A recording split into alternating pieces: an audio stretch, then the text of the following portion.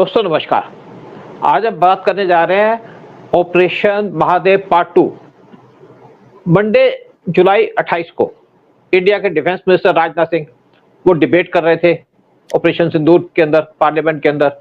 उस टाइम पे एक एनकाउंटर चल रहा था कश्मीर के लेडवास एरिया के अंदर, और किस तरीके से 3 टेररिस्टों को मारा गया, किस पूरी डिटेल, और किन जो 3 टेररिस्ट थे उनको कैसे पाकिस्तान भाग नहीं दिया गया, पूरे ऑपरेशन की डिटेल बात करेंगे, पूरी डिटेल पे बात करेंगे।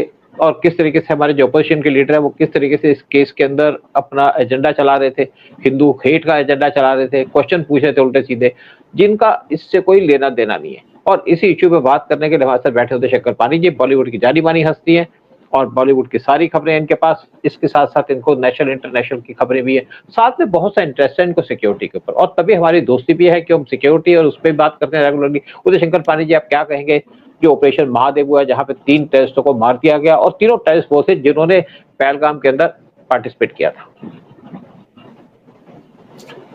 शुरू में जरा सिर्फ आपने मेरा तो इंट्रोडक्शन दिया, वहाँ थोड़ा मैं ये बताना चाहूँगा कि मेरा हम लोग साथ में स्कूल में पढ़े, लेकिन स्कूल के बाद जब कॉलेज ख़त्म किया तो my ambition without any alternative was to join army.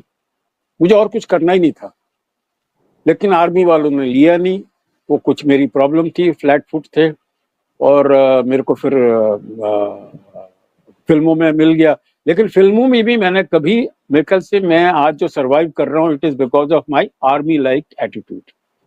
बिल्कुल आर्मी की तरह मैं काम करता हूँ, डिसिप्लिन। वैसे उदय, थोड़ा सा आपको मैं यहाँ पे फिर टोकूंगा, उदय आपको यहाँ पे टोकूंगा थोड़ा सा। एक्चुअली मैं एक और बात बता दूं, जब उदय शंकर पानी और हम स्कूल में थे तो उस टाइम पे मुझे याद है कि उदय शंकर पानी जी किस तरीके से कार्टून बनाते थे, बैठे बैठे कार्टून बनाते थे। मतलब इनका शुरू से इंक्लिनेशन था ड्राइंग की तरफ। और उसके बाद जो हमारे टीचर थे ड्राइंग के, मिस्टर राणा सिख थे, वो इनसे बहुत काम लिया करते थे कि भाई आपका तो बहुत अच्छा कार्टूनिज्म है, बहुत अच्छी आप बनाते हैं, ड्राइंग बनाते हैं। तो इनका शुरू से टैलेंट था उसी टाइप, और उसी तरफ चले गए। चलिए सर, आज वो प्रभु की माया है, और यही प्रभु की माया है जो सही टाइम पे जो हमारा ये ऑपरेशन हुआ जिसके अंदर 3 टेररिस्ट मारे गए, उसकी टाइमिंग देखिए। मैंने यहाँ पर ऑपोजिशन सब बंदूकें लगा के रेडी था ऑन बीजेपी गवर्नमेंट कि भैया आप इसका जवाब दीजिए, उनको पकड़ा क्यों नहीं गया, पकड़ा क्यों नहीं गया, पकड़ा क्यों नहीं गया। तो ईश्वर ने कहा तो पकड़े क्या जाए, इनको देखिए, इनकी तीनों की लाशें यहाँ दे दी, तीनों की डेड बॉडी ये पड़ी हुई है। अब इनको दफनाएंगे नहीं, वो हूरों, ऊपर की हूरों से बचाने के लिए इनको पूरा अग्नि में, इनको पूरा इनका संस्कार अग्नि में ही होगा जाके। So they will do it. But sir, Pakistan में इतना इग्नोरेंस है, कितना इग्नोरेंस है। वहां के मैं किसी प्रोग्राम में देख रहा था, वो कहते हैं जी देखिए हिंदुस्तान अपना सनातन धर्म को कितना प्रमोट कर रहा है, तो इसका नाम भी उन्होंने दे दिया क्या, what is this operation, Mahadev Mahadev Mahadev Mahadev का। उनको ये नहीं पता कि जहां मारे गए वहीं बाजू में बहुत बड़ा एक महादेव चोटी के नाम से इस ऑपरेशन का नाम महादेव रखा गया। एंड दुनिया को तो आप कन्विंस कर पाएंगे, लेकिन उन हिंदुस्तान हेटर्स को कैसे आप कन्विंस करेंगे? उन हिंदुओं के हेटर्स को कैसे कन्विंस कर पाएंगे जो हर बात में कुछ ना कुछ नुक्स निकालते हैं? उनको ना भरोसा है देश पे, ना भरोसा है हमारी लीडरशिप पे, ना ही भरोसा हमारी आर्मी पे। तो उनके लिए इन्होंने सारे प्रूफ इकट्ठे किए गए, वो गोलियां कहाँ से, बंदूकों के ऊपर, और इनके लोगों के पासपोर्ट, और इनके लोगों के पूरा इनका पत्री निकाली गई है अभी आके। तो anyway, our operation is still on. ये तो 3 पकड़े गए हैं, और जो बाकी लोग भी हैं उनको भी ट्रेस किया जा रहा है। और मेरे ख्याल से आज कल के अंदर आपको और आ जाएगी कि वो जो पहलगांव के अंदर जो अटैक किया था उनके बाकी लोग भी मारे गए। अब ये देखिएगा। देखिए, आप इसे डिटेल कर दें इसके ऊपर। जब ये डिस्कशन चल रही थी पार्लियामेंट के अंदर ऑपरेशन सिंदूर के अंदर, तो उस टाइम पे राजनाथ सिंह बोल रहे थे, उस टाइम पे ऑपरेशन चल रहा था कश्मीर के अंदर, जहाँ पे टेररिस्टों को घेर के रखा था। और एक ज्वाइंट टीम आर्मी की, सीआरपीएफ की, जम्मू कश्मीर पुलिस की, उन्होंने इनको एनसर्कल करके रखा था, और इनके ऊपर कॉन्स्टेंटली वॉच रखी जा रही थी। इनके कम्युनिकेशन सिस्टम को इंटरसेप्ट कर लिया गया था, जबकि सैटेलाइट फोन यूज करते थे। सैटेलाइट फोन की इंटरसेप्शन नहीं होती थी, लेकिन लेटेस्ट टेक्नोलॉजी आ गई इंडिया के पास कि सैटेलाइट फोन को भी हम इंटरसेप्ट कर सकते हैं। इनके पास जब यहाँ पे चल रहा था तो यहाँ पे गोलियां चलनी शुरू हो गई। जब गोलियां चलनी हुई तो आसपास से और हमारे आर्मी के लोग आ गए और इनके पास सोफिस्टिकेटेड वेपन्स थे, उनको रिकवर कर लिया गया। असॉल्ट राइफल्स थी, ग्रेनेड थे, उनको भी रिकवर कर लिया गया। तो उस टाइम पे अमित शाह बिजी थे, उनको पता था कि 3 टेररिस्ट मारे गए और आर्मी ने कहा कि ये तीनों टेररिस्ट जो है वो पहलगाम अटैक के हैं। लेकिन अमित शाह ने कहा कि मेरे को इसका प्रूफ चाहिए, पॉजिटिव प्रूफ चाहिए कि किस तरीके से आप कह सकते हो कि पहलगाम अटैक के तीनों टेररिस्ट हैं। तो वहां पे जो लोग थे, लोकल थे, जो जिनको अरेस्ट किया गया था पहलगाम अटैक के बाद, उनको बुलाया गया, उनसे आइडेंटिफाई किया गया, तो उन्होंने भी आइडेंटिफाई कर लिया। लेकिन अमित शाह को तब भी कहा मुझे 100% प्रूफ चाहिए। तो इनके पास जो गन्स ऑपरेट हुई थी या मिली थी या वेपन्स मिले थे, उनको एक प्लेन से भेजा गया चंडीगढ़, और एक चंडीगढ़ में एक अहमदाबाद से मशीन भेजी गई। वहां पे 6 साइंटिस्ट बैठे हुए थे और ये प्लेन वहां पे गया और वहां पे जाकर साइंटिस्टों ने बुलेट्स को फायर किया। जो उनके खोल मिले उनको कंपेयर करना शुरू कर दिया।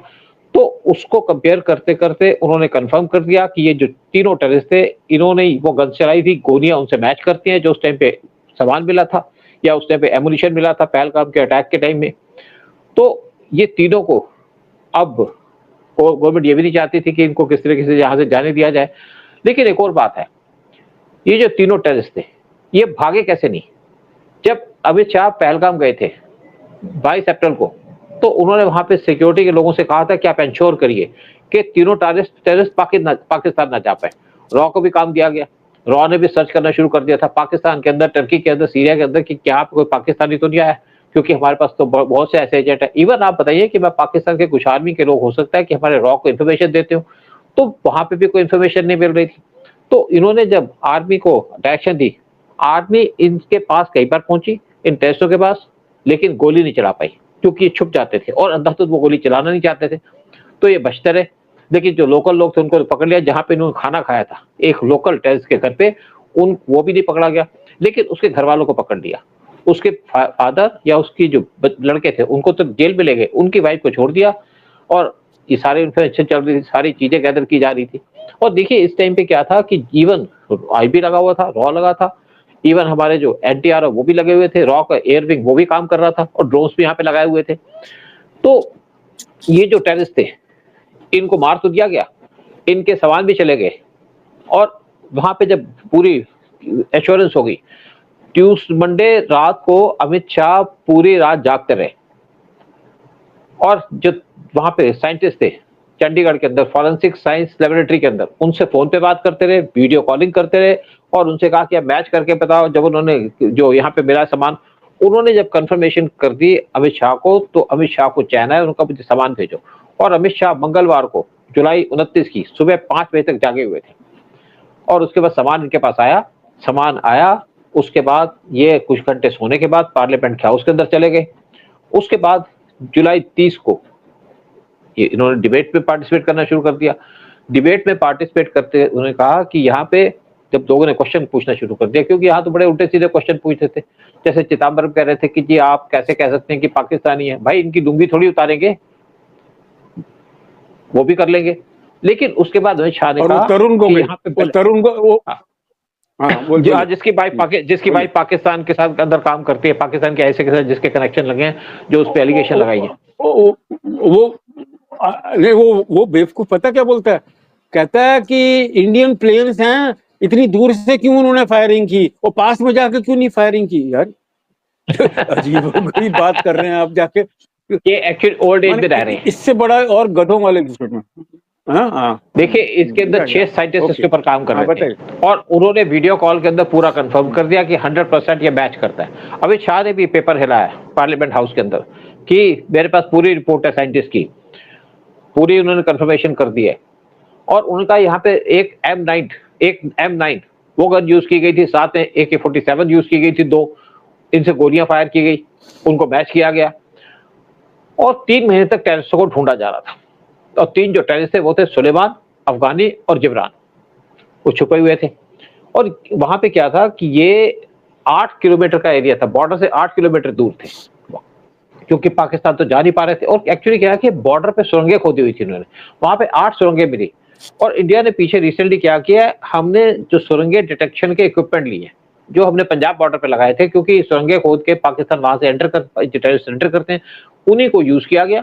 जो स्पेशल एरिया डेजिग्नेटेड था वहां पे यूज किया गया, और इनको वहां पे 8 सुरंगें मिली। इन्होंने क्या किया, जो 8 सुरंगें थी उनके अंदर पानी भर दिया, कुछ को मिट्टी से बंद कर दिया, ताकि टेररिस्ट यहाँ से भाग ना पाए। और ऊपर तो पूरी 2000 वहां पे आर्मी के लोग वो छोटे से एरिया के ऊपर वॉच रख के बैठे थे बॉर्डर पे कि किसी को जाने नहीं देंगे। तो अल्टीमेटली एक ही जगह पर आकर के एक टेम्परेरी शेल्टर बना करके इस जगह पे छुपे हुए थे। 3 महीने से इनको पूरी जो पैसा चीजें खिलाई जा रही थी, लोकल्स के द्वारा दी जा रही थी। वो इनको खाना भी दे रहे थे, पानी भी दे रहे थे, और इनके पास कुछ पाकिस्तानी चॉकलेट्स भी थी। क्योंकि जो 8 किलोमीटर का रास्ता था वो क्रॉस नहीं कर पाए, क्योंकि आर्मी की पूरी बात चल रही थी वहां पे। जैसे मैंने कहा 8 सीक्रेट टनल खोदी हुई थी इन्होंने, वो भी बंद कर दी गई थी। लेकिन इसके साथ साथ क्या है कि इनको पकड़ा तो गया, और यहाँ पे लोगों को डर ये लगा था कि कहीं बाहर तो नहीं चले गए, सीरिया में तो छुप गए। उस पर पूरी वाच रखी जा रही थी। लेकिन सबसे हैरानगी की बात है कि ये तीनों जो टेररिस्ट मारे गए, इससे पाकिस्तान को झटका लगा, क्योंकि उनके तो 3 हीरो मारे गए।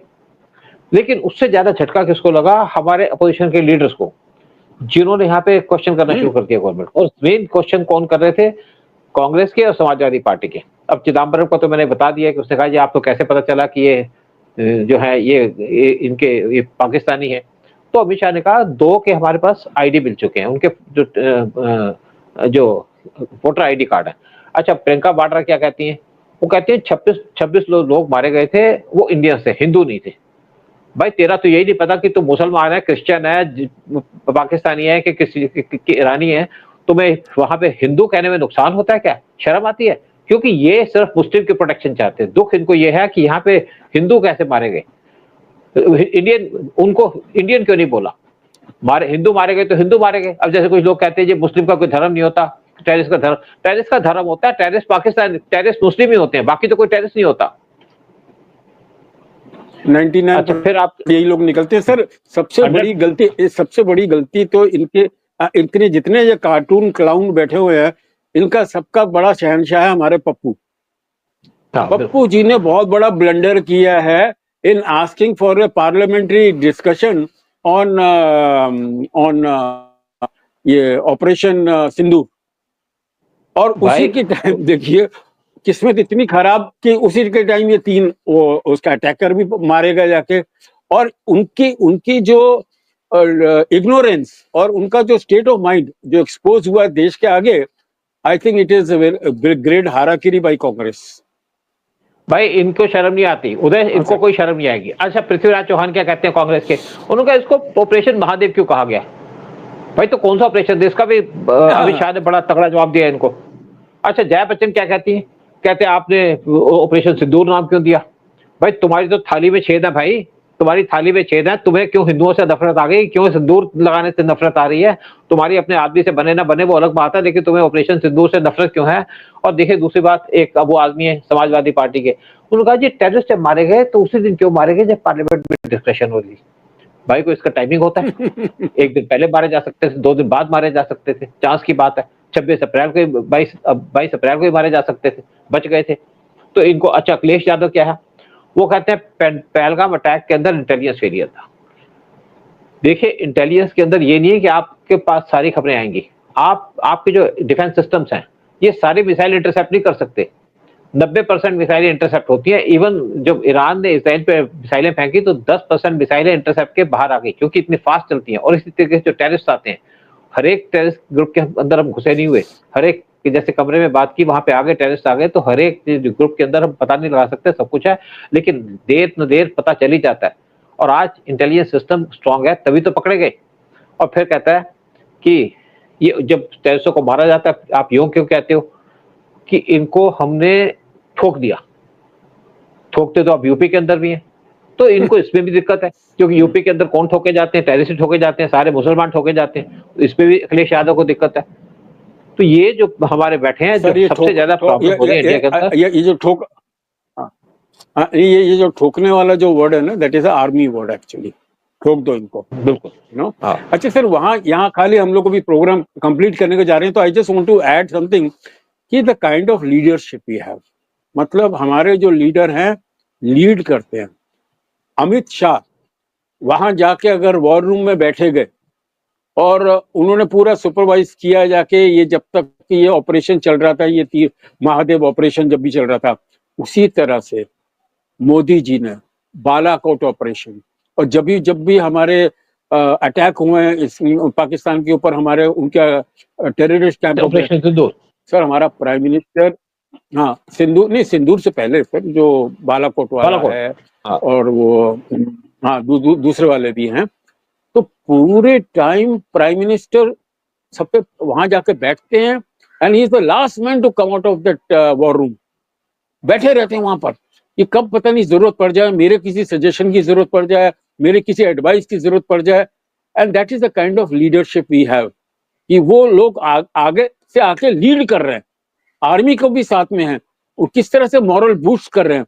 आज आर्मी का सर जो कॉन्फिडेंस आया हुआ है, मैं तो आर्मी वालों को मिलता रहता हूँ, वो जो बता रहे हैं मुझे किस तरह से वो प्रिपरेशन कर रहे हैं, it is because of our central leadership, because of leaders like Modi ji, leaders like Amit Shah ji, you know, great leaders we have right now. बिल्कुल, देखो उदय, ऐसा है, मोटिवेशन यहीं से होती है। अगर आप जैसे कोई आप इन्फॉर्मेशन दिया, आपने आपके ऊपर वाले इन्फॉर्मेशन को लेकर, मैं आपको बड़े केसेस बता सकता हूँ इस टाइप के, कि आप इन्फॉर्मेशन देते हैं, आपके ऊपर वाला इन्फॉर्मेशन लेता नहीं है। रॉ में भी ऐसा होता है, कई तो ये सोचते हैं कि उनको क्यों नहीं मिली, उनके नीचे वाले को क्यों से मिल गई, उनको डिग्रेडेशन लगती है।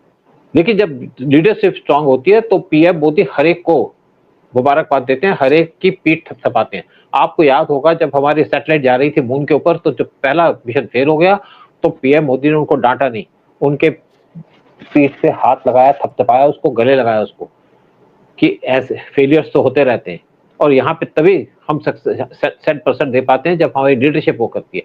यही आर्मी वाले जब कांग्रेस के टाइम में कैसे डिमोरलाइज थे, ये इंटेलिजेंस थी जब यहाँ पे कांग्रेस की गवर्नमेंट थी तो डिमोरलाइज थे। आज उनकी टेल अप है, उनको पता है कि उनको गवर्नमेंट सपोर्ट करेगी, फेलियर पे भी सपोर्ट करेगी, उनके सक्सेस पे तो सपोर्ट करेगी, क्योंकि फेलियर सक्सेस से पार्ट ऑफ लाइफ।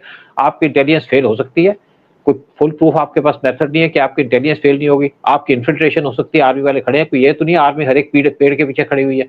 तो ये जो ऑपरेशन सिंदूर हुआ, ये तो सक्सेस था, लेकिन ऑपरेशन महादेव वो और बड़ा सक्सेस था, और जिस तरीके से 3 टेररिस्टों को पकड़ा गया और मारा गया, वो एक बहुत बड़ी अचीवमेंट थी। 3 महीने तक छुपे रहे, लेकिन उसके बाद पकड़े गए, मारे गए। जय हिंद, जय भारत। जय हिंद सर, जय भारत।